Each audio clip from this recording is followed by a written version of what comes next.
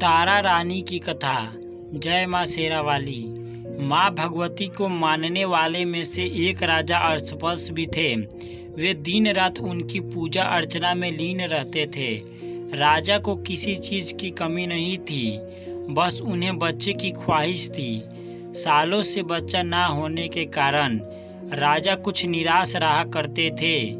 एक दिन राजा की भक्ति से खुश होकर माँ भगवती ने सपने में आकर उसे 2 बेटी होने का वरदान दिया।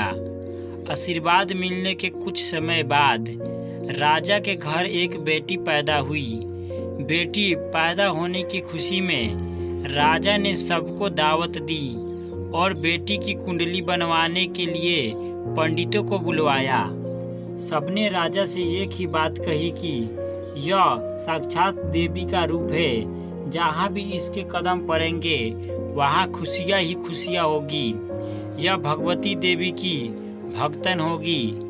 इतना सब कहकर पंडितों ने लड़की का नाम तारा रख दिया। कुछ समय के बाद मंगलवार के दिन राजा के घर एक और बेटी पैदा हुई। ज्योतिषियों ने उसकी भी कुंडली बनाई और उदास हो गए। राजा ने जब उनसे उदासी का कारण पूछा तो ज्योतिषियों ने बताया कि यह लड़की आपको जीवन में खूब सारा दुख लेकर आएगी। राजा ने ज्योतिषियों से पूछा कि आखिर मैंने ऐसे कौन से खराब कर्म किए थे कि इसने मेरे घर जन्म ले लिया। ज्योतिषियों ने बताया कि आपकी दोनों बेटियां राजा इंद्र की अप्सराएं हुआ करती थी। इनमें से बड़ी बहन का नाम तारा और छोटी का रुकमन था। एक दिन यह दोनों मिलकर धरती की सैर करने के लिए गई। दोनों ने ही वहां पहुंचकर एकादशी के दिन का व्रत रखा। तारा ने अपनी छोटी बहन से कहा कि आज एकादशी का व्रत है, इसीलिए बाजार जाकर कुछ ताजे फल ले आओ, लेकिन वहाँ कुछ खाना मत। रुकमन बाजार फल लेने के लिए चली गई। वहाँ उसने मछली के पकौड़े दिखे। उसने झट से उन्हें खा लिया और अपनी दीदी के लिए कुछ फल ले लिए। रुकमन से तारा ने पूछा कि तुम अपने लिए फल क्यों नहीं लाई।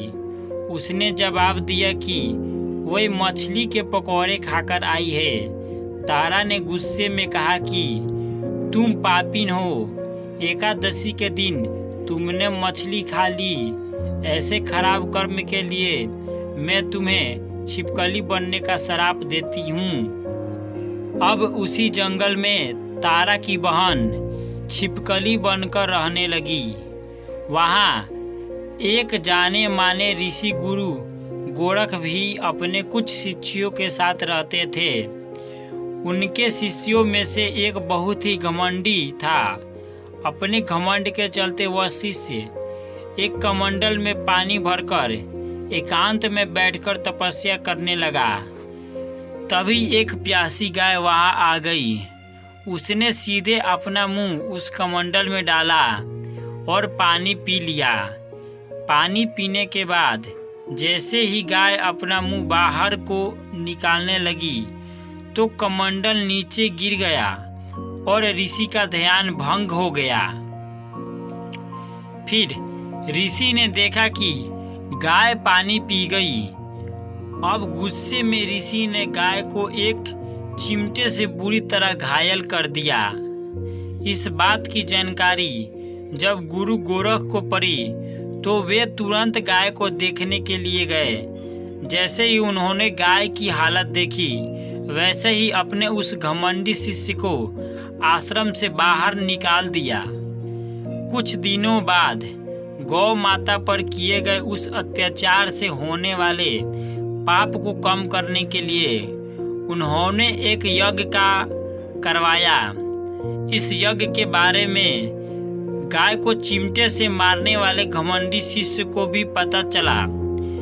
वे सीधे पक्षी का रूप धारण करके यज्ञ स्थल पर गया और भोजन में अपनी चोंच से मरा हुआ सांप डाल दिया।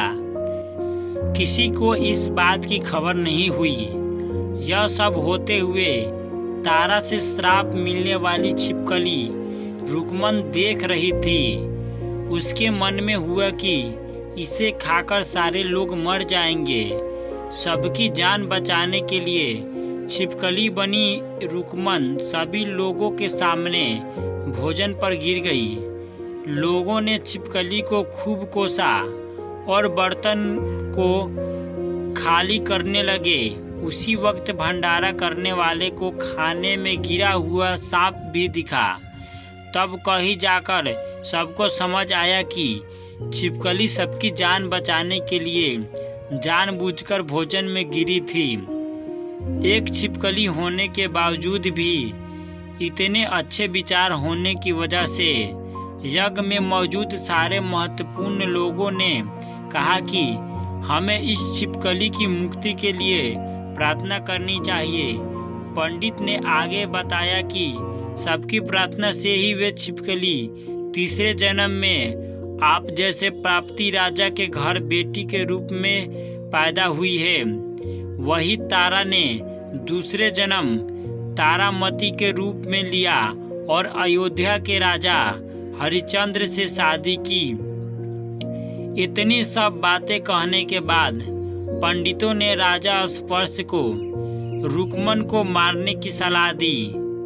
इस बात पर राजा बोले, मैं किसी बेटी को कैसे मार सकता हूँ? ऐसा करना पाप होगा। फिर ज्योतिषियों ने कहा कि एक संदूक में सोना चांदी डलवाकर उसके अंदर लड़की को रख देना और संदूक को पानी में बहा देना।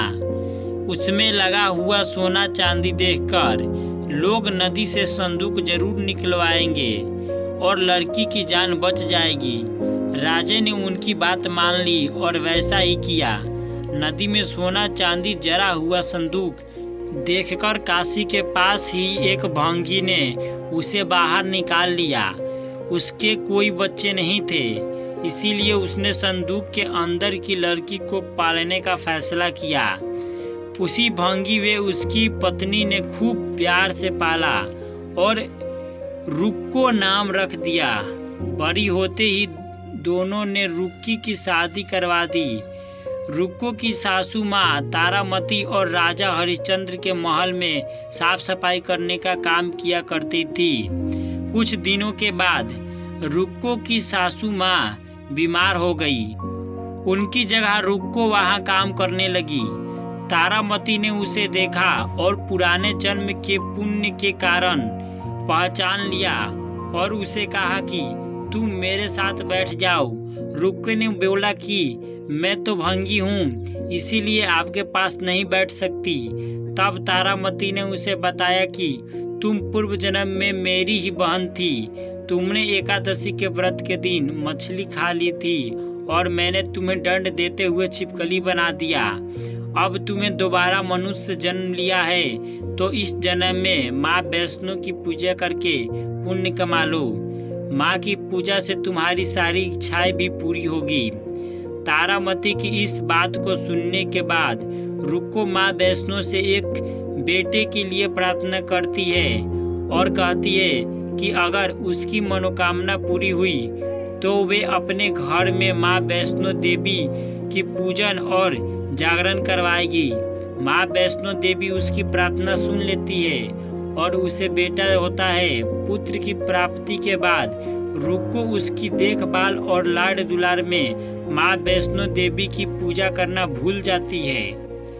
ऐसा होते होते 5 साल बीत गए और फिर एक दिन उस बच्चे को चेचक यानी माता निकल आती है। बच्चे की ऐसी स्थिति देखकर परेशान रुक्को अपने पिछले जन्म की बहन तारामती के घर जाकर उन्हें इस समस्या के बारे में बताती है। तब तारामती ने पूछा कि तुमने माँ वैष्णो देवी की पूजा अर्चना में कोई गलती तो नहीं की? फिर रुक्को को याद आता है कि उसने माँ वैष्णो देवी का जागरण कराने का प्रण लिया था। यह बात याद आते ही रुक्को को काफी पछतावा हुआ और मन में माँ से कहा कि बच्चे के ठीक होते ही वे अपने घर में जागरण कराएगी। अगले ही दिन उसका बेटा पूरी तरह ठीक हो जाता है। तभी रुक्को ने माता रानी के मंदिर जाकर पुजारियों को कहा कि मंगलवार के दिन घर में जागरण करवा दीजिए। रुक्को की बात सुनकर पंडित कहते हैं कि तुम यही 5 रुपया दे दो, तुम्हारे लिए हम मंदिर में ही जागरण करा देते हैं। रुक्को कहती है, मुझे पता है कि मैं चमारिन हूँ, लेकिन आप मेरे घर आकर ही जागरण करवा दीजिए। माँ किसी तरह का भेदभाव नहीं करती है, तो आपको भी नहीं करना चाहिए। इस पर पंडितों ने विचार विमर्श करके कहा कि अगर रानी आपके जागरण में आती है तो हम तुम्हारे घर आकर जागरण करने के लिए तैयार हैं। पंडितों की बात सुनकर रुक्को अपनी बहन रानी तारामती के पास जाती है और तारामती को सारी बात बताती है। रुक्को की बात सुनकर तारामती जागरण में आने के लिए तैयार हो जाती है। इस बात को बताने के लिए रुक्को जब पंडित जी के पास जाती है तब उनके बीच की बातों को सेन नामक नाई सुन लेता है। फिर वह राजा हरिश्चंद्र को जाकर सारी बातें बता देता है। राजा के मन में हुआ कि रानी को नीची जाति वाले के घर जागरण में नहीं जाना चाहिए। इसी वजह से वे अपनी उंगली काट लेते हैं, जिससे उन्हें नींद ना आए और रानी जागरण में ना जा सके।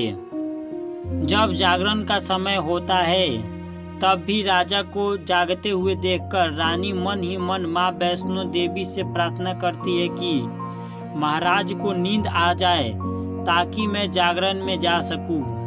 रानी की प्रार्थना से कुछ ही देर बाद राजा को नींद आ जाती है। फिर रानी तारामती रोशनदान में रस्सी बांधकर महल से नीचे आकर रुक्को के घर चली जाती है। इसी जल्दबाजी में रास्ते में ही रानी का रेशमी रुमाल और एक पाव का कंगन गिर जाता है। इधर कुछ वक्त बाद राजा हरिश्चंद्र की नींद टूट जाती है। नींद खुलने पर रानी को अपने पास ना देखकर राजा उसकी तलाश में निकल जाते हैं। रानी को ढूंढते ढूंढते उन्हें रानी का रुमाल और कंगन मिलता है। रानी की चीजों को अपने साथ लेकर राजा जागरण स्थल पहुंचते हैं और एक जगह चुपचाप बैठकर जागरण सुनने लगते हैं। माँ वैष्णो देवी के जयकारे के साथ जागरण खत्म होता है और सभी को प्रसाद दिया जाता है। तब रानी अपने हिस्से के प्रसाद को झोली में डाल लेती है। रानी के ऐसा करने पर लोग उनसे पूछते हैं कि वे प्रसाद क्यों नहीं खा रही है। अगर आप प्रसाद का सेवन नहीं करती है तो जागरण में आए लोगों भी प्रसाद नहीं खाएंगे।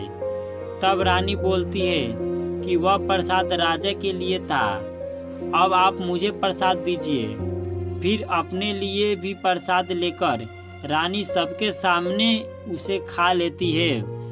रानी के प्रसाद खाते ही जागरण में मौजूद सभी भक्तों ने भी प्रसाद खाया। उसके बाद रानी महल के लिए निकल जाती है। तभी रास्ते में ही राजा उन्हें रोककर पूछते हैं कि तुमने नीच जाति के घर प्रसाद खाकर खुद को अपवित्र कर लिया है। तुमने मेरे लिए भी प्रसाद रखा है, अब तुम उससे मुझे भी अपवित्र करना चाहती हो। अब मैं तुम्हें अपने महल नहीं लेकर जा सकता। यह बोलते हुए जब राजा रानी के झोली को देखता है तब उनमें प्रसाद की जगह गुलाब, चंपा जैसे अनेक फूल और कच्चा चावल वे सुपारियां नजर दिखती है। इस चमत्कार को देखकर राजा हैरान हो जाते हैं। फिर राजा चुपचाप रानी को अपने साथ लेकर महल पहुंचते हैं। वहां रानी बिना माचिस के ही माता रानी के सामने दीप जलाकर राजा हरिश्चंद्र को और हैरान कर देती है।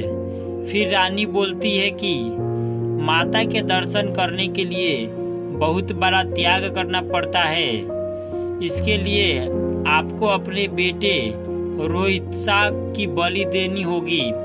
तभी माँ दुर्गा आपके साक्षात दर्शन देगी। यह सुनकर राजा के मन में माँ के दर्शन की इच्छा होने लगी, जिसके लिए राजा अपने पुत्र की बलि दे देते हैं। बलि देने के बाद माँ दुर्गा शेर पर सवार होकर प्रकट हो जाती है। उन्हें देखकर राजा हरिश्चंद्र काफ़ी खुश हो गए और माँ दुर्गा ने तुरंत राजा के बेटे को दोबारा जिंदा कर दिया। इस चमत्कार को देखकर राजा हरिश्चंद्र खुश हो गए। तभी राजा ने माँ की पूरी विधि से पूजा करके उनसे गलतियों की माफ़ी मांगी। माँ दुर्गा ने भी राजा को खुश रहने का आशीर्वाद दिया और अंतर्ध्यान हो गई। तब राजा ने तारा रानी से कहा कि मैं बहुत खुश हूँ कि मुझे पत्नी के रूप में आप मिली है। फिर राजा हरिश्चंद्र, तारा रानी और रुक्मन तीनों अपनी मनुष्य योनि से छुटकारा पाकर देवलोक में चले जाते हैं। तो दोस्तों, इस कहानी से हमें यह सीख मिलती है कि तारा रानी व्रत कथा जीवन में श्रेष्ठ कर्म करने की सीख देती है। बुरे कर्मों के फल इंसान को भोगने ही पड़ते हैं। अगर यह वीडियो आपको अच्छी लगी तो एक लाइक करके चैनल को सब्सक्राइब कर दीजिएगा। Thank you.